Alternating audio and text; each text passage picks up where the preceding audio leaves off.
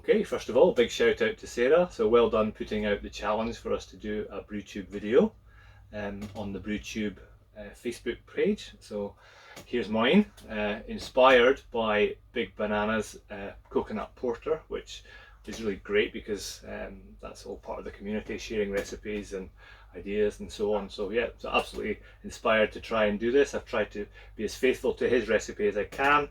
With the one proviso, I changed a little bit of wheat malt with the idea of trying to help with the head retention. So 8% wheat malt substituted for the similar amount of pale malt. But apart from that, I've tried my best to hit the numbers and everything. So seeing Big Banana really enjoying one of his own beers in the coconut porter reminded me of something else. So I'll just start off the video with that, a bit of brew day footage, and then we'll get this open and see what it tastes like. Okay, see you shortly. I'm quite happy with the way it looks. Okay, top marks.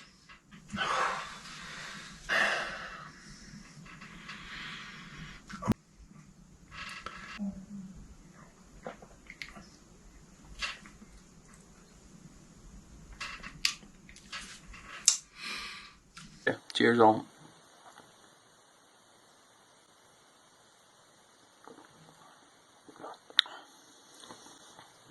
Oh my god.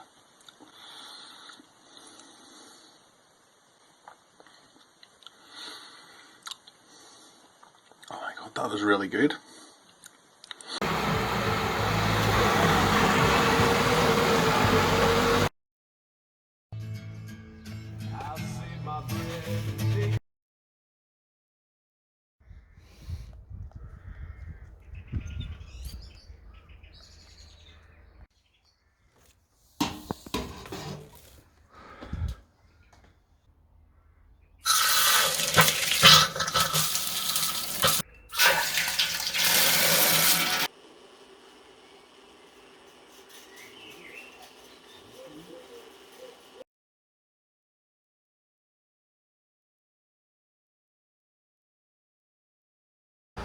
So just tend to mash for about 45 minutes and then give it one good stir, which is now, and then just give it another half an hour or so.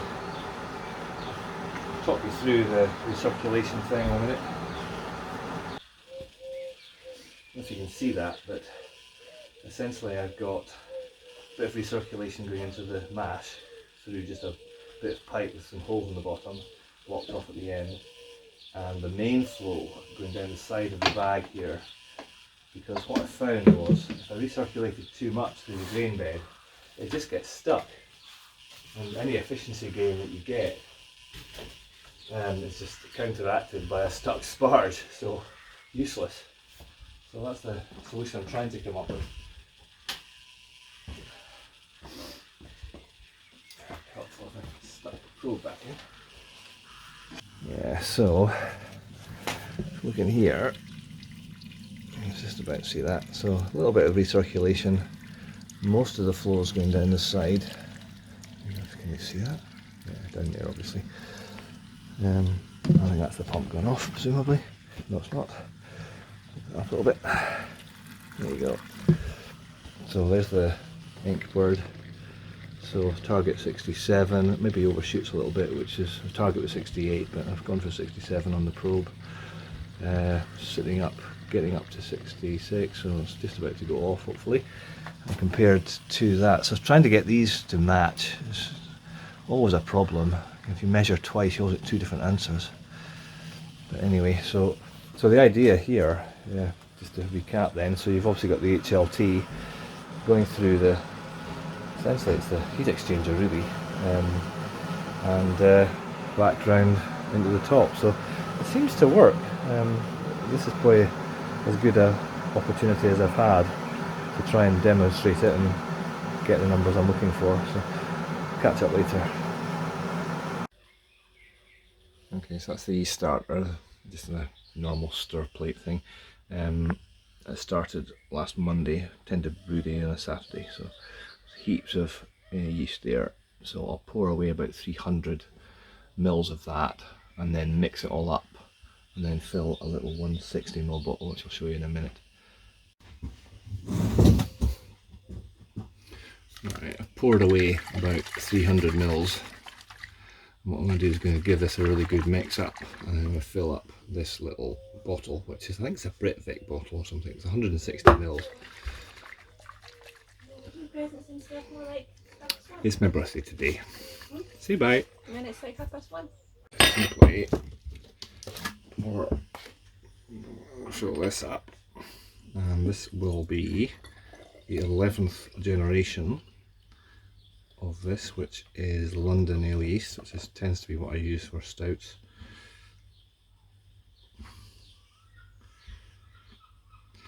I'll put a cap on that quite loosely because it will still be fermenting a little bit, and just put that in the fridge till next time.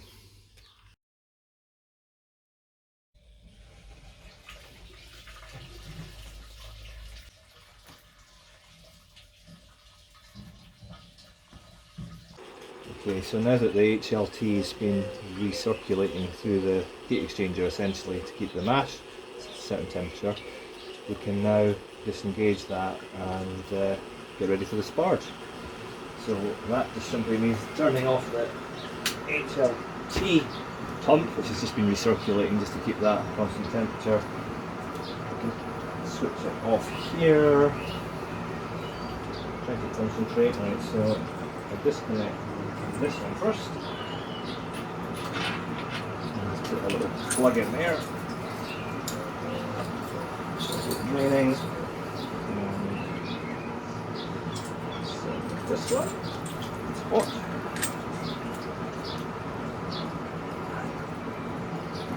Okay, and now I've drained this a little bit. I'll disconnect this.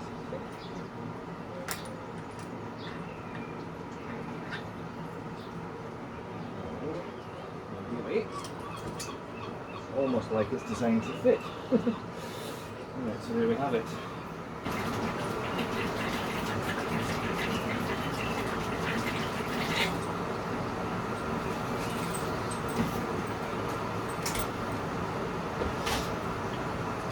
And all of that very good strong wort can go back here.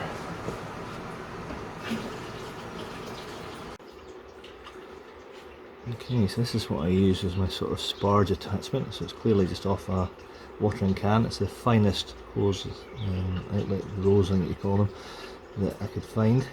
Have to limit the pump speed, otherwise it blows off the, I don't know what you call that, but the front face anyway, it comes off, so I'll try not to do that this time. So essentially it just, a bit of hose goes in there, just a friction effect.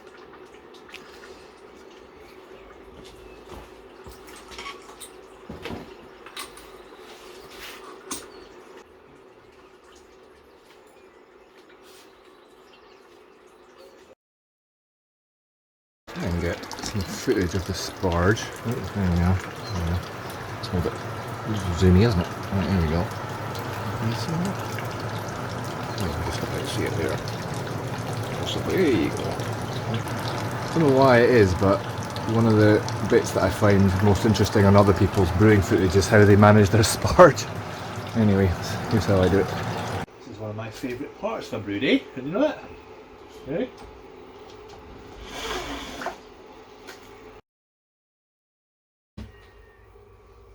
Right, I'm going to use a bag. I don't want it getting caught up, not so much in the pump, but in the, I keep calling it a heat exchanger, but you know what I mean. What do you call it? Plate chiller. Get there eventually. So, a string. There we go. Okay, 5-minute edition. Not very much, but oops. If I focus, there we go. Beautiful. Okay, here's the big ingredient. In she goes. Oh boy. 5-minute edition. So do the recirculation now. Steamed up. Obviously I had to block off the end that used to have the sparge arm in, so done that. So recirculating, obviously just using the plate chiller. I remember the name of it. Yeah, and I can just use my trusty little valve here.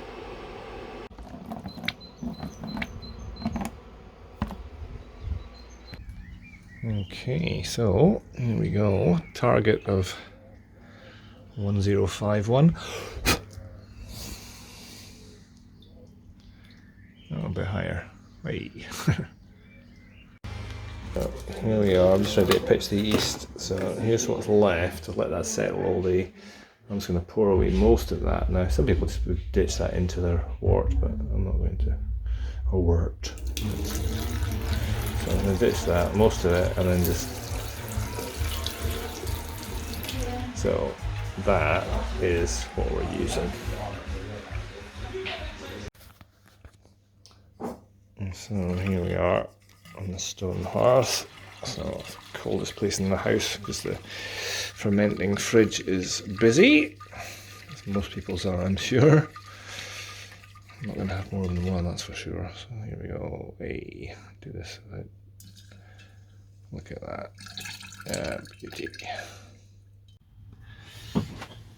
Right, so it's time to do the dry hopping with a coconut. I'm not sure you'll see that, but that's lightly toasted. You can see a little bit of brownie bits to it, but maybe do it a little bit more next time. Yeah, so one of these bag things, I think it's from Sainsbury's or something like that. You buy your vegetables in these days, reduced plastic. So hopefully it's just simply a case of, Big Banana was saying how careful you have to be with the coconut and not to put it in loose, otherwise you'll likely have big problems. So this is about 330 grams or something like that. Yeah, and just a couple of heavy weights. This is a paperweight or something like that, I think. And a lump of stainless. Anyway, so you get the gist. Turn you around. Anyway, so that's I racked the stout this morning. So it's been in the fermenter a week, and it's just going to sink nicely. Just trap it in there. So that's at 19 degrees for another week, and fingers crossed.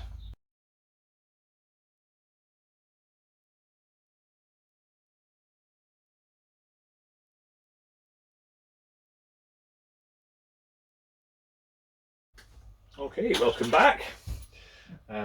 Taking a photo of this already. I like to always bottle at least one bottle in a clear bottle so I can keep an eye on the sediment. A little bit of a hiss. Took it out of the fridge about half an hour ago. It's come in about 6%, which is a little bit stronger than Big Banana's. I'm not expecting the head retention to be very good, to be honest, because you got that feel when you were bottling it that it was just going to be a bit like a Coke.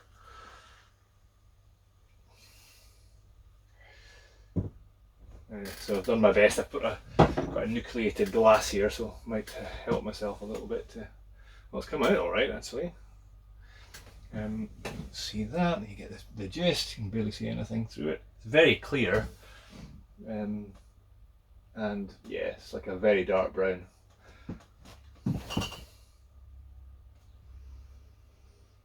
Okay, I'm wanting to say I smell coconut.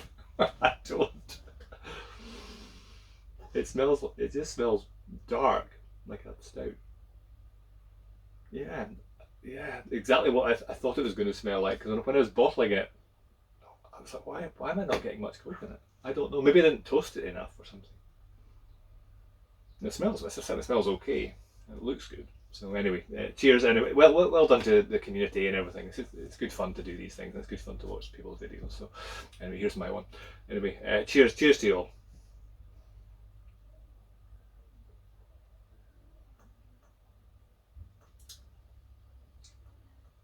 Oh, okay. It absolutely tastes the coconut though. That's good. Possibly slightly fizzier than I wanted. I put in just half a teaspoon of brewing sugar. It just tastes I'm not getting that overwhelming coconut, but it does taste like a stout. Stouts and porters, is there a difference? I don't know.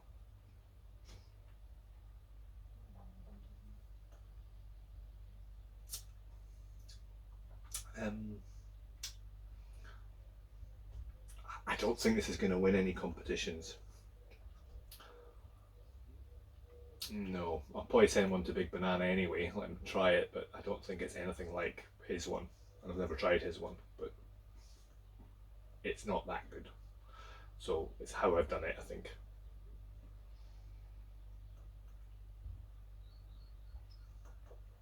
It's not bad. It's a bit young. It's only been in the bottle a week. It might improve a bit, but I suspect it'll just get too fizzy. So I'm not sure how that's going to go down with the rest of the stocks, but I'm sure it'll be fine. But anyway, there we have it. So anyway, cheers to your good health, and thanks for watching.